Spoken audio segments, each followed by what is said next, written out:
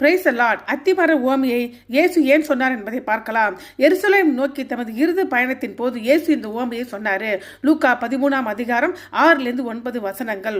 ஒருவன் தன் திராட்சை தோட்டத்தில் ஒரு அத்திமரத்தை நாட்டினான். அவன் வந்து அதில் கனியை தேடின போது ஒன்றும் காணவில்லை. அப்பொழுது அவன் தோட்டக்காரனை நோக்கி, இது 3 வருஷமாய் இந்த அத்திமரத்தில் கனியை தேடி வருகிறேன், ஒன்றையும் காணவில்லை, இதை வெட்டி போடு, இது நிலத்தையும் ஏன் கெடுக்கிறது என்றான். அதற்கு அந்த தோட்டக்காரன், ஐயா, இது இந்த வருஷம் இருக்கட்டும், நான் இதை சுற்றிலும் கொத்தி எரு போடுவேன், கனி கொடுத்தால் சரி, கொடாவிட்டால் இனிமேல் அதை வெட்டி போடலாம் என்று சொன்னான். பழைய ஏற்பாட்டில் அத்திமரம் பெரும்பாலும் இஸ்ரவேலின் அடையாளமாக இருந்தது. ஆவிக்குரிய கனியை கொடுக்க எதிர்பார்க்கப்படும் எந்த ஒரு விசுவாசியும் இது குறிப்பிடுகிறது. திராட்சை தோட்ட உரிமையாளர் பிதாவாகிய தேவனை குறிக்கிறது. அவர் தமது ஜனங்களிடமிருந்து பழங்களை எதிர்பார்க்க உரிமை உண்டு. அதாவது நல்ல செயல்கள் மற்றும் மாற்றப்பட்ட வாழ்க்கை உண்மையான விசுவாசத்தின் சான்று, அதுதான் கனிகள்.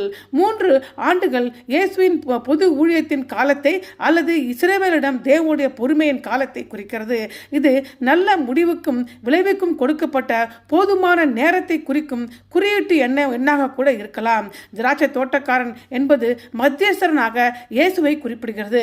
அவர் பாவிகளின் மனம் திரும்புதலுக்கு அதிக நேரத்தை வழங்க பரிந்துரை செய்கிறாரு. உரமிடுதல் மற்றும் தோண்டுதல் என்பது தேவனின் தொடர்ச்சியான கவனிப்பையும் ஒழுங்குபடுத்தலையும் மற்றும் ஆவிக்குரிய வளர்ச்சியை ஊக்குவிப்பதற்கும் ஏற்பாடு செய்வதை குறிப்பிடுகிறது. வெட்டுதல் என்பது தொடர்ந்து கனியற்ற நிலையில் இருக்கும் பொழுது தேவனுடைய நியாய தீர்ப்பை குறிப்பிடுகிறது. தேவன் பொறுமை உள்ளவர், ஆனால் அதற்கு ஒரு முடிவு இருக்கிறது. ஆவிக்குரிய வளர்ச்சிக்கு அவர் நேரத்தையும் வளங்களையும் கொடுக்கிறார், ஆனால் செயலிலும் நடத்தையிலும் கனி இல்லாவிட்டால் இறுதியில் நியாய தீர்ப்பை கொண்டு வருவார். இயேசு நமது பரிந்துரையாளர். தோட்டக்காரரை போல அவர் இரக்கத்திற்காக மன்றாடுகிறார். மனம் திரும்புதலை கொண்டு வர கிரியை செய்கிறாரு. மனம் திரும்புதல் கனி கொடுக்க வழிவகுக்க வேண்டும். மனம் திரும்புவதற்கு ஒரு கால வரம்பு உள்ளது. தேவனுடைய தயவு நம்மை மனம் திரும்புவதற்கு வழிநடத்தும் நோக்கம் கொண்டது என்பதை உணராமல் அவருடைய தயவு, சகிப்புத்தன்மை மற்றும் பொறுமை ஆகியவற்றில் ஐஸ்வர்யத்தை நாம் அவமதிக்க கூடாது. ஆமென்.